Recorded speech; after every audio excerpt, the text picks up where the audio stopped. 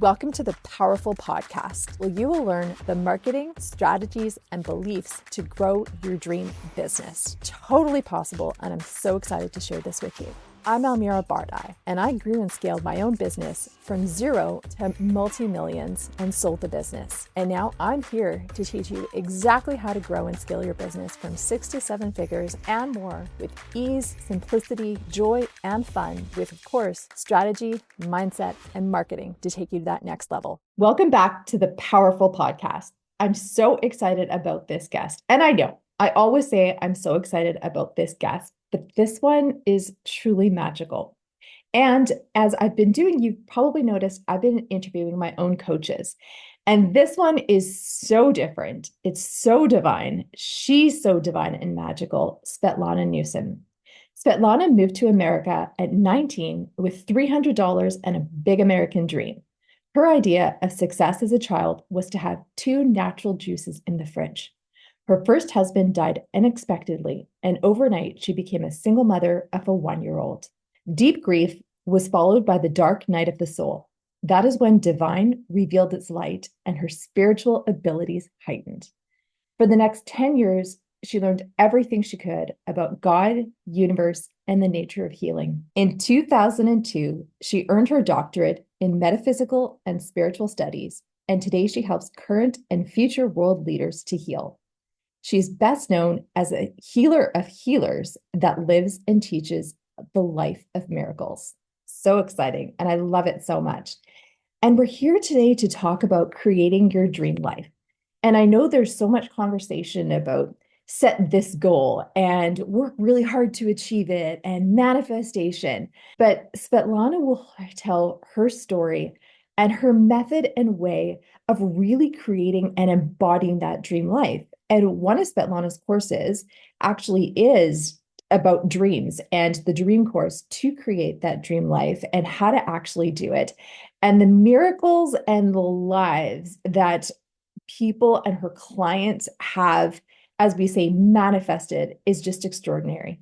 So really today is a lot of conversation, a lot of guidance and teachings from Svetlana about creating that dream life, but also about divine, God, and the universe. So over to you, Svetlana. Please share with us about all of the miracles that you've created, how you've done it, and then so much about embracing that beautiful divine intelligence, life force, universe, whatever, people, everybody has different beliefs in it. So I really want to open that up to everybody's thoughts and how they perceive it to be. But really, I guess, teach us about God. There you go. Thank you so much, Almira, for your beautiful and warm introduction. And it's so wonderful to be here and sharing. So yes, well, there is a lot of different courses and classes and explanations about manifestation and goal setting and making your dreams a reality. I truly believe that it starts with a foundation, and foundation is a divine connection. Because when we manifest that goal or when we create something and we realize that it's not who we are, it's not what we truly want, then sadness comes upon so many people because so much time was vested in pursuing that goal or pursuing that dream to only find dissatisfaction, maybe even deeper loneliness, maybe even deeper disconnect from self. So the basis of the co-creation is really realizing that you are a creator, that you are created to create the most beautiful, the most magnificent life that is in your heart and in your soul. And therefore, to also have a relationship with God, divine, universe, spirit, however that translates personally to every individual. And when we have that connection with the divine, when we have that connection with God, we are able to actually hear what we're here to do, what we came into this world for, what God, divine source wants to experience through us, right?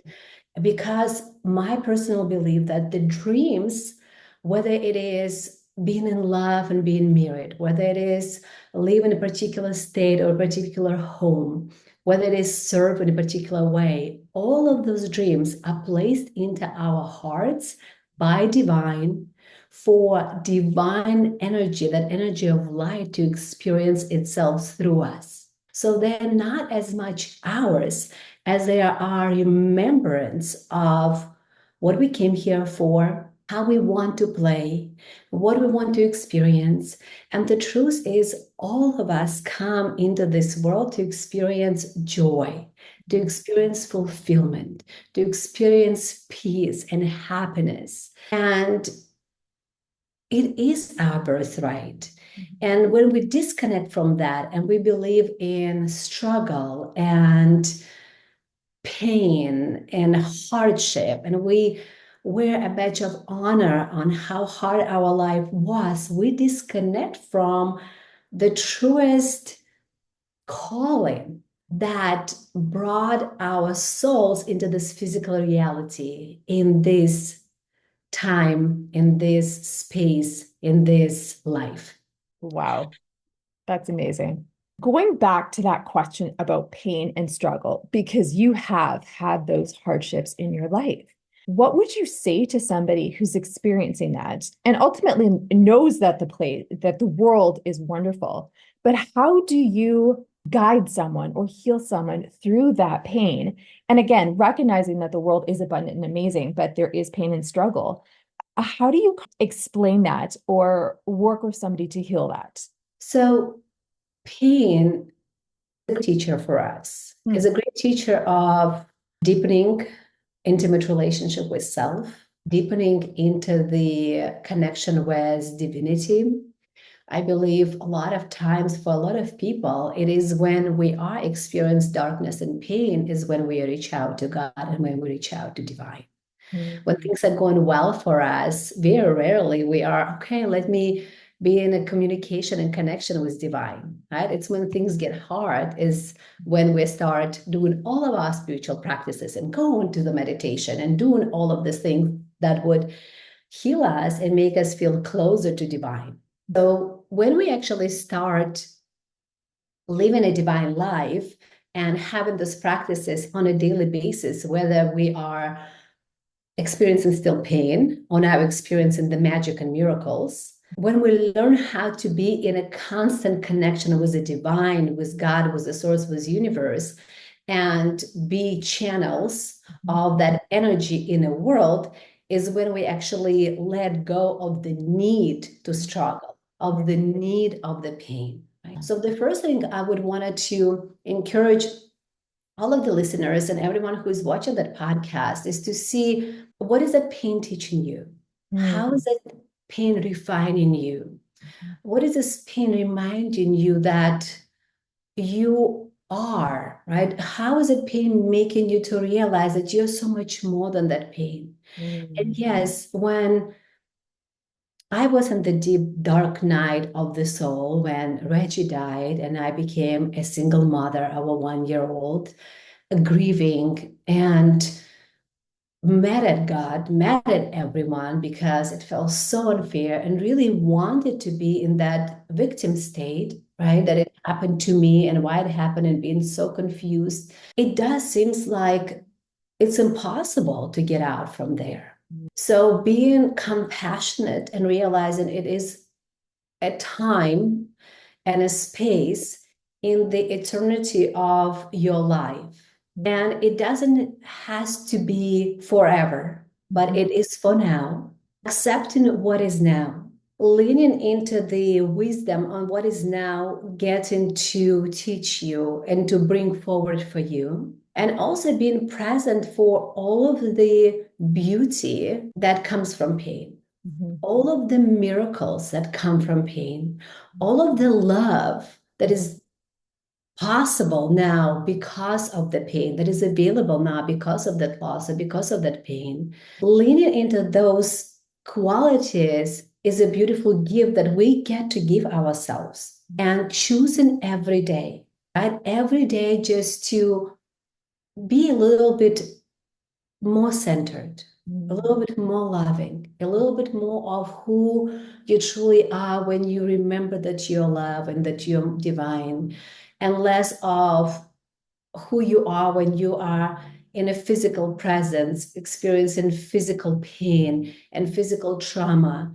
And really, during those times, connection with the spirit world becomes the most important because we don't have often just personal tools to get ourselves out of that pain, but we can call on our higher self, we can call on our spiritual family, we can call on our angels, we can call on the divine wisdom to see why that situation, what it is for, what is the lesson in it, and maybe how we are now to heal that and then go into the world and teach what can be beyond that lesson to other people who are going through similar struggles or similar pains. I love that. It's funny how you talk about being present because this morning I was driving my son to school and it was such a beautiful morning. And I thought, divine is teaching me today to be present. And I think so much of the time we want to run away from the struggle. But then, funny enough, again, going back to the creation of our lives or manifesting, as people talk about, is that it's actually not chasing the dream, if you will. It's about being really, really present and surrendering to, not even surrendering, enjoying, seeing the beauty in the moment. And it really is about presence, which I know you have taught your beautiful week at the Aerial BVI, which for those who are listening, the Aerial is in British Virgin Islands. We are actually going to be interviewing the CEO of Aerial and her company in the next few weeks. So stay tuned. I'm not going to drop that story. But Svetlana has actually taught on the island about presence. So how does presence, and of course, being present to be able to tune into your intuition and to God, but why is presence such an important tool, if you will, for lack of a better word, to actually being able to create that dream life and co-create that dream life? Almira, presence is the only way to create a dream life. Without presence, there is no dream life. There is no way to create it because if we do not step into the present moment, in the here and now, and get to see the beauty and recognize the gifts that we already have, then we will just simply bring our past pain into the future. Present moment is what allowed us to alchemize and transmute the past pain from going into the present or into the future. But it is in the present moment that we get to create the most amazing, the most beautiful, the most incredible future, the most incredible life of our dreams. Otherwise, what people do, the majority of people, is that, yes, they want better life, that they have some goals, but because they are chasing them, right, they are not being present for it. They are just going into the outer world to bring those experiences. They're not going within themselves to see what is present for them, what is unfolding all around them at that time. What they do is they bring all of their past thoughts, feelings, emotions, all the past traumas, betrayals, losses into the future because they do not get to slow down and say, hey, I am not going to bring those patterns, those beliefs, those ways into my future reality, which is my dream life, which is what I truly want to create. And that is something that is a practice in the dreams course, but it is also our daily practice. If we went through the dreams course or we went through some kind of manifestation space and we created our dreams, but we are not spending any time in the present moment to alchemize ourselves, to see how am I still being my past that doesn't exist in that future, right? How am I still being that a resentful woman or that angry man or that poverty-based person that is truly craving the abundance? The only way to really transmute it, to break it, to not have it in the future is by acknowledging it right now, today, at this moment, and seeing it for what it is and saying, you know what, I remove you, I release you, I see you, I love you, thank you. And you do not belong in my most abundant, most beautiful, most loving future. Oh my gosh. So it is only through the present moment we can have the dream future. We cannot go from the past into the dream. We will bring the past into the dream. That's when people get there to their goal, but they realize, you know what? I am still the same broken being, right? That is poverty, consciousness, that is abuse, believer, or whatever that is their deepest pain. And now in the future, they will drop it. Mm-hmm. They will drop the dream. They will compromise it. They will sabotage it. They will do whatever it is to almost make their past irrelevant. Because they know how to do it. We all know how to do our past because we've done it. We do not know how to do our dream life because we haven't done it. And we need to learn every single day how to do our dream life by alchemizing ourselves, but becoming the version of ourselves that can walk in that dream life. And that's the embodiment piece that I think we're seeing talked about more and more. It's not just about script your life, and it's not just about think and grow rich. It's not just the thinking piece. It's that embodiment and the carrying of it in every moment. Recently, I heard about the ever-present moment, and that's all the universe knows. And that finally made me understand the concept that time is a human construct. And it's just the ever eternal now that the universe is aware of, which is why it's so important to be that person, and the person without the attachments and just the shedding of the past, because our brains live in the past. But it's safe. It's safe for the brain to do that, and being able to be that person and to carry that dream, especially in the void, which is what I wanted to ask about next. How do you operate or continue to create in the void, or when you're not seeing that evidence of that life? And I think there's so much talk about when you're going through a dark night of the soul, but there's light on the end of the tunnel. How do you go through it? Or how do you hold yourself in the void where it looks impossible? So I also wanted to, since you touched on the concept of the timing, I wanted to touch on the concept of divine timing. So when we are in a void, it is the time that we get to prepare for everything to align.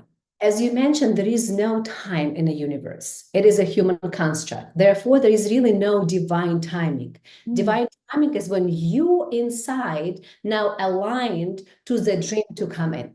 That is, and it can happen right now in a holy instant, in this moment, in this miracle. It doesn't need to be a year, a day, 5 years. It just, the moment that you recognize the truth and you awaken to your power, to your wisdom, to your light, to your grace, that is a divine moment. And your void can be a void of 2 years, or it can be a void of 2 hours. You are the one that get to shift time and space by remembering the truth. And we choose to sit in that void for as long as we need to, just to remember the truth. That we are eternal, immortal, universal, and infinite. That we are the divine presence on earth. That we are God itself experiencing ourselves in this physical realm right now. And that the moment we remember the light, we are activated in it, we remember all the truths, the time and space shifts, and it all comes in, and it starts, all those dreams, the divine relationship, the love, the abundance, it just starts flooding your consciousness, because you're finally in a space of only truth. That is, God is love. Love is the only eternal living creation. And therefore, now you are in this essence, now you're in that presence, and you're ready to receive. So whenever I personally come into the void and things are not moving, I'm very compassionate with myself. I'm very loving with myself, because there's obviously something that I'm not seeing. There's something that I am not having wisdom about yet. Something that hasn't been revealed to me yet, which means that I am not just going to accept that I'm going to be in this void for until this divine timing comes in. I remind myself that divine timing can be now. Therefore, I need to look deeper within. It's nothing that will come from outside. Mm. It's I need to go deeper within to meet the divine, the God, the source, and to be revealed. Mhm. What is that block? What is that obstacle? What is that attachment? That is, what is that grip? What is that ego Mm. that is so paranoid right now, that is holding on and not allowing me to move past that point? Does Gosh, it make sense? yes, I love that so much. It's such a beautiful explanation of it as well, because as you say, we are the creators, and that's what we've forgotten, the truth behind that. And light and God and we actually create. We've been taught the complete opposite, that you're given this life and you follow a path and you try and fit in. I go back to my own story where I was bullied as a child because of my skin color, or I was bullied in my own community because I was too fair. And so for me, it was almost like playing this chameleon, trying to fit in, to always blend in, until I've come to the understanding is that there's no such thing as fitting in. I get to be me. I get to be the creator. And by me staying small, I'm the one who's creating a small life. And when I started to uncover those truths about my own, again, about what I've been manifesting, because it's also what I've been allowing, and that actually I'm so powerful, I can create. I'm supposed to create. I'm meant to create. We are in charge of our lives. That to me was an ultimate discovery, that we are always creating. What is it that we're tolerating or allowing or gripping onto? And what is it that we authentically desire and get to create in our lives? And it is about, we get to create whatever it is that we want. I think my brain's still trying to catch up with that one, but it's not a mental concept, which I get. But I think it's more about, when I talk about my brain behind it, is that it's such a mind-blowing concept that we are literally the creator of our own lives, and the universe co-creates with us, and the power that we have. And then actually going to the concept of surrendering. And it was actually you, and I'd written this note down, it's here on my desk, is that co-creation or creation is not surrender. Surrendering is co-creation. And I think that is such a powerful concept. It's not just like, I surrender on my knees and I turn it over to God and you do your thing. We play such an important role. So I'd love for you to talk about that. So again, surrendering has this confusion around this word. It has a bad rap, a good rap, and a lot of times it is believed that when you surrender, you lose all of your power, Yeah. right? You just give it all to God, and you are a poor little thing, little victim, and kind of, insect in this world that has no power whatsoever. And that is such a foreign concept of surrendering, because really it's a victimhood, right? A lot of people use the word surrender so they can live in their victim mentality, that everything is predestined, everything will just take place the way it will take place. They have no say, no personal power, no ability, right, to change, to make, to create, to shift. And again, it is a very, it's covered as holy, that mentality. It covered in so many different masks, but it is still a victim mentality. And coming into truth and taking full responsibility for everything in your life, for all the blame that you place on others, that your dad and mom didn't raise you right, or if you would have come from a different country, if you were born in a different place, if you only had,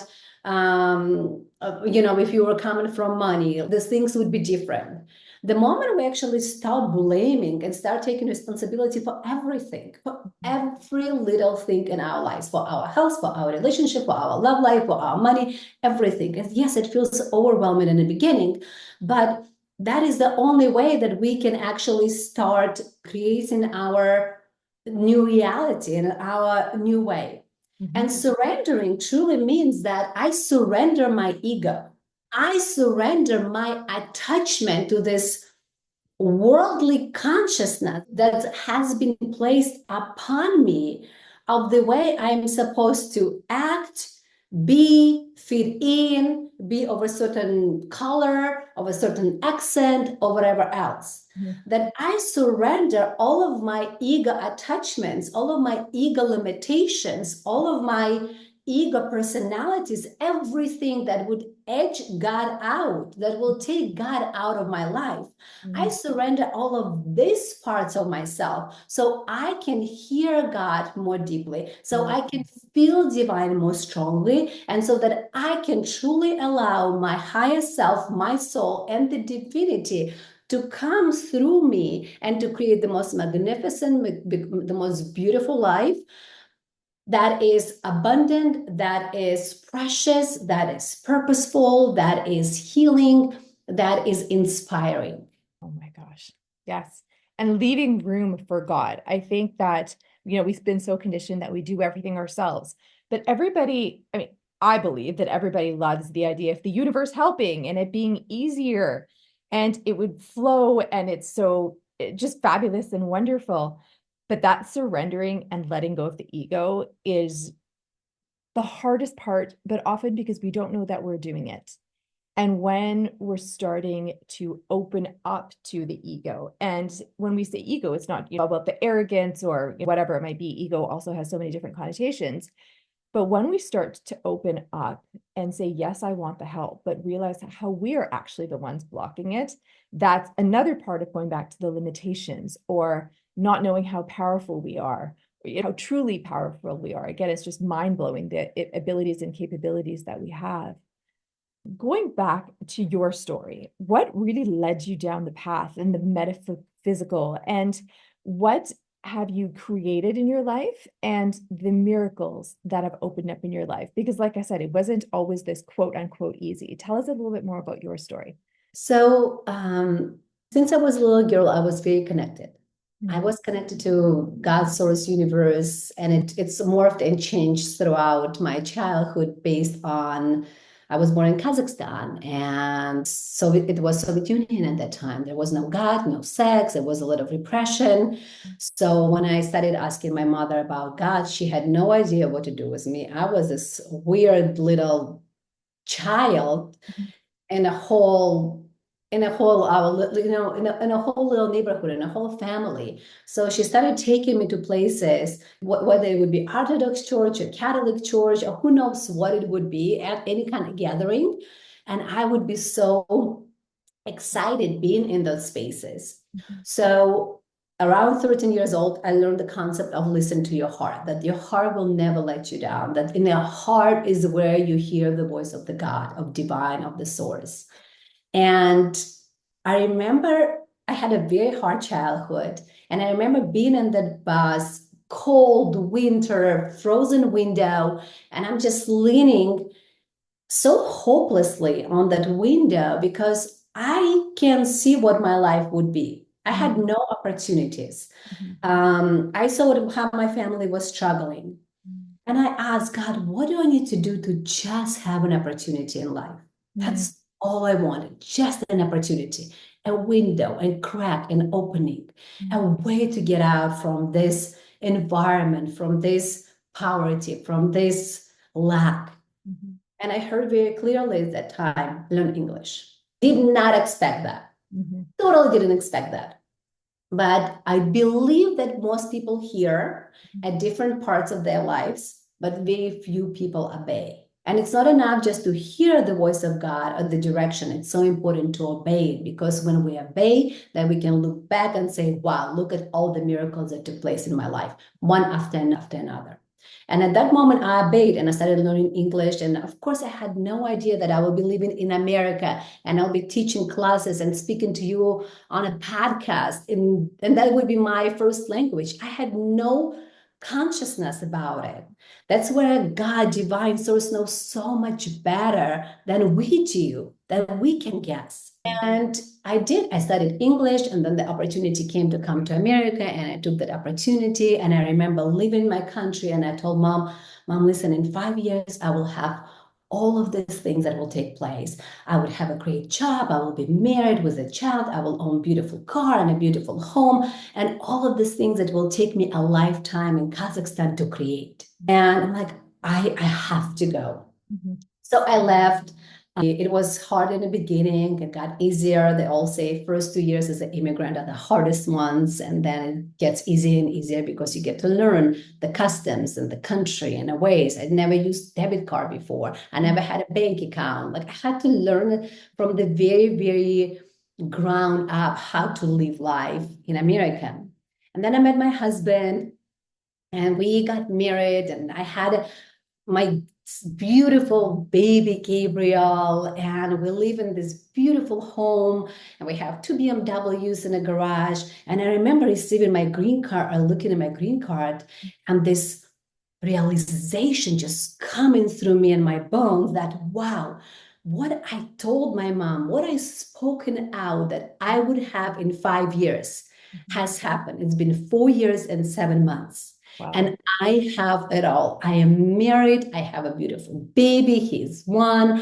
I live in this beautiful home. I have a great job. Like everything I told her that I will create in 5 years, I was holding it. I was it. And I also kind of, this sadness ran over me. What's now? What's next?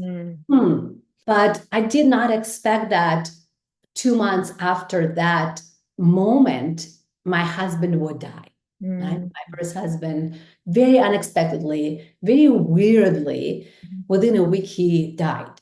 And I was left with a 1-year-old with the bills that were created for two incomes, without family, amazing, amazing friends that pulled for me at that time, just broken into the pieces, but also starting to have the most amazing, beautiful visitations from him, spiritual experience and metaphysical moments, spooky moments that were just so beautiful.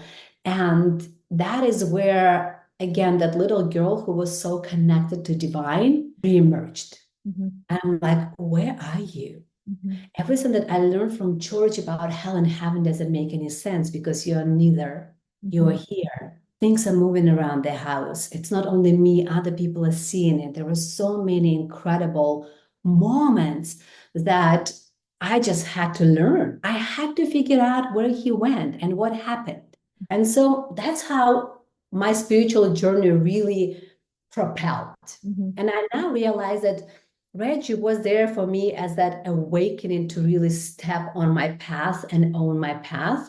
And my desire to find him and to see where he was truly led me to learning about the workings of the spirit world, the connection with the spirit realm, the beauties that is out there that is available.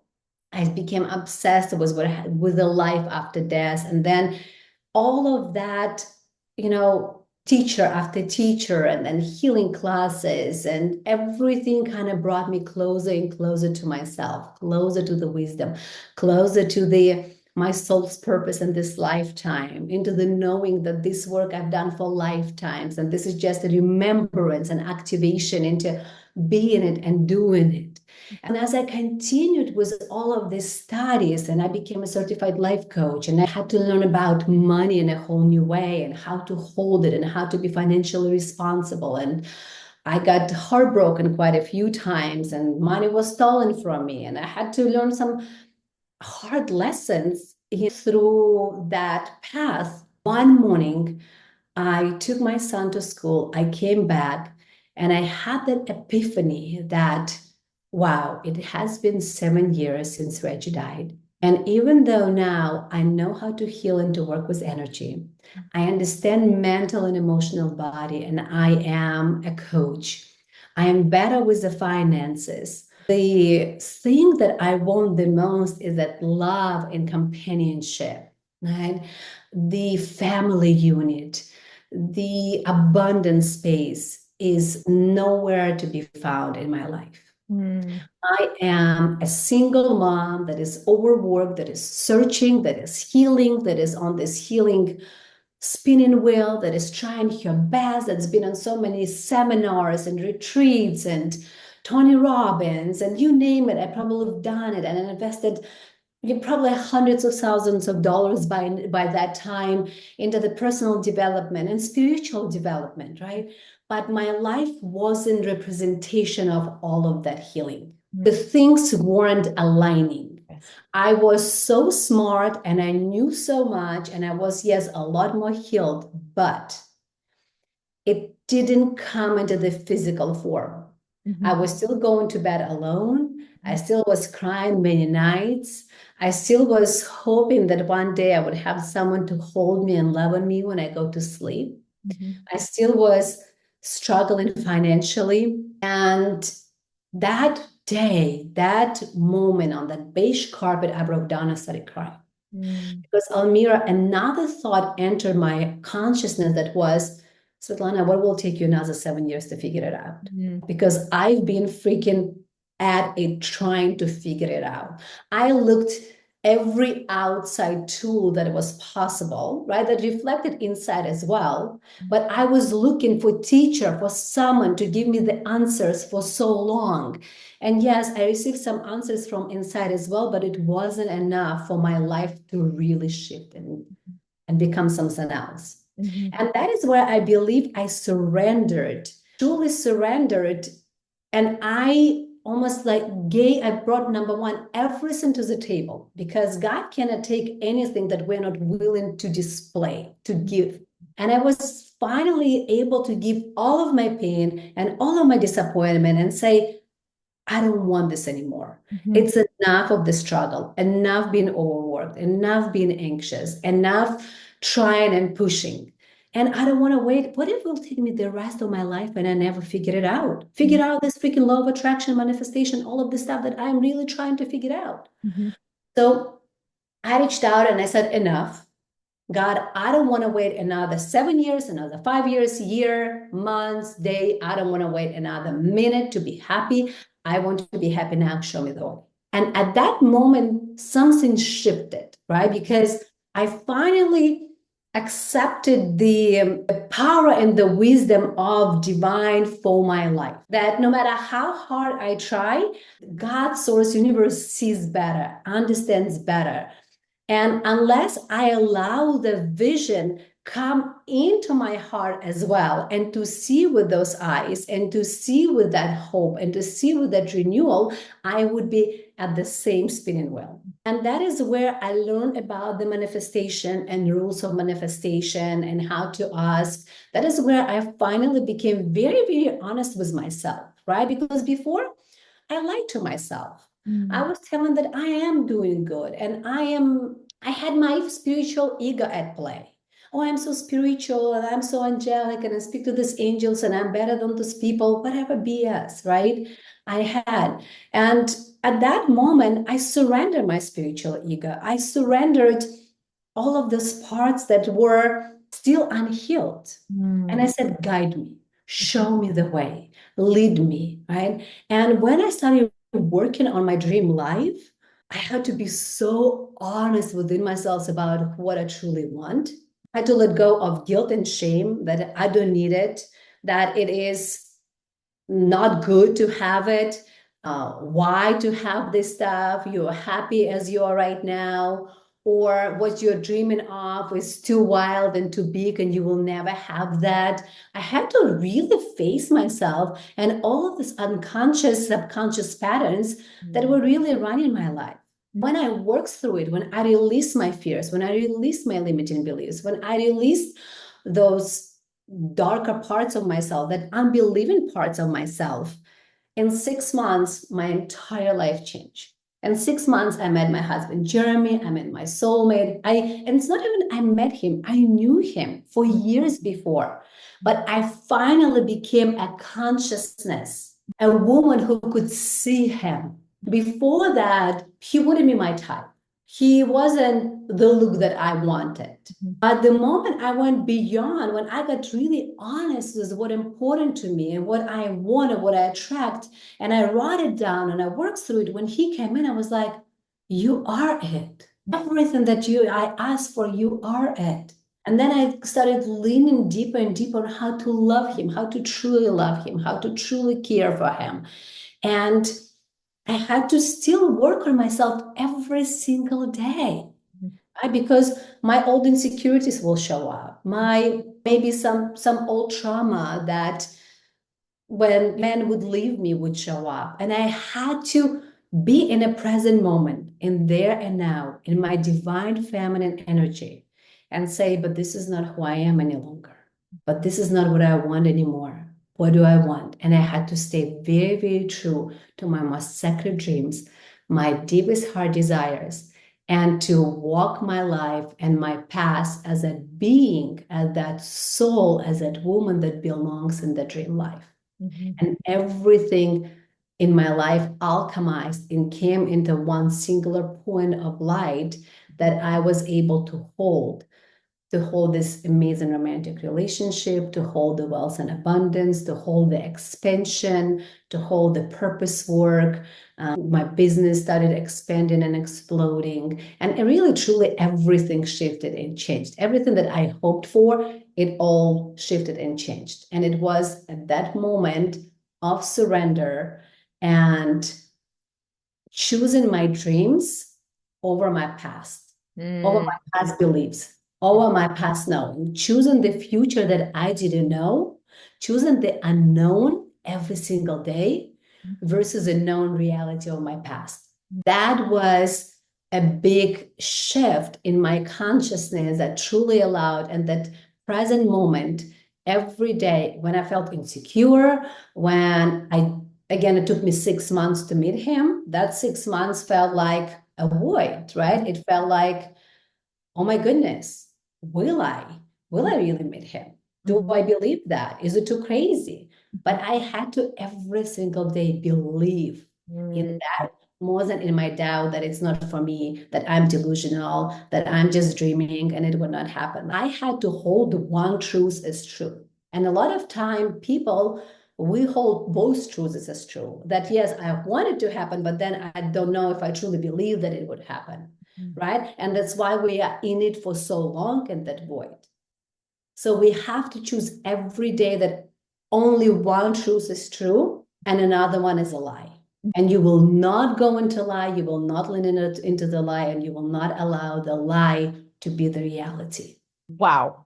I hope for everybody listening that you are going to listen to this a second time, because the truth of creating your reality is all in here. Svetlana just walked us through everything, your inner world, the beliefs, the thoughts, the letting go. I love what you said about the spiritual ego and letting that go. That is just amazing. Thank you for that. That is so powerful. And like I said, I've seen so many people being able to create that dream life based on your support and your guidance. So all to say, this shit is real, people. This is what you need to be bringing into your life and how you do this. Thank you. Oh my gosh. And also one thing I wanted to add is that Svetlana has another course, Becoming a Divine Queen. And that's also been one of the courses that has really fundamentally changed my life. And just bringing in more spirituality, even mindfulness and boundaries, and treating myself as a queen, and how I want to guide and create my life. That one's been an extraordinary experience as well. And we put all the links in the show notes, so you must check her out. That was so beautiful, so amazing, so insightful, so divine. Thank you so much for that. Is there anything else you wanted to close on? I truly, truly deeply want everyone who is listening to that podcast, to this episode, to watching us on a YouTube, to come into the knowing that you are a creator and you can create the most beautiful, the most abundant, the most delicious, the most joyful life. That you came into this planet to experience joy. That's what you're here for. And please do not allow the struggle and the worry become permanent in your life. It's okay that it comes, but let it go. And believe only one truth, that the universe is truly kind, that it is on your side. The divine wants the highest and most for you. And you are worthy and deserving of having everything that you're truly dreaming of right now. You are worthy and deserving of it. So lean into your heart and soul. Be honest with yourself of what is it you truly want to experience, and open up to that experience. Enjoy it, be with it, love it, and do not allow your past dictate your future. Do not you make your life lesson into a life sentence. Get yourself out of the jail, whatever that pain was, loss, abuse, death, betrayal. Get out of that condemnation of the jail that you created because of that experience, and lean and leap and step into the life that is possible for you, available for you. Remember that lesson. It made you who you are now, stronger, wiser, more incredible. Now you have people in your life that you can reach out to so you don't make the same mistakes. So liberate yourself and truly come into the courage of unknown. Known will never let you down. And the universe wants to surprise you in the most beautiful ways. So open up to receive the most magnificent abundance of the universe, divine, and this world. Spirit loves you. Thank you. Thank you so, so much. Thank you for your time. Thank you for your guidance. Make sure you're following Svetlana on Instagram. Just even her social media content is so beautiful and is so guiding. So I encourage you to check her out. Thank you so much again. Thank you for having me, Almira. Thank you. Thank you so much for tuning in to the Powerful Podcast. I've so enjoyed sharing all of my insights, all my mistakes, all of my learnings as I grew and scaled my business from 6 to 7 figures. If you enjoyed this, please leave us a review. And then I'll send you back my top 3 ways to make $10,000. And I tell you, they're super easy, super creative, and super easy for you to implement. So please drop us the review, send it over, and we will send you back with my top 3 ways to make $10,000.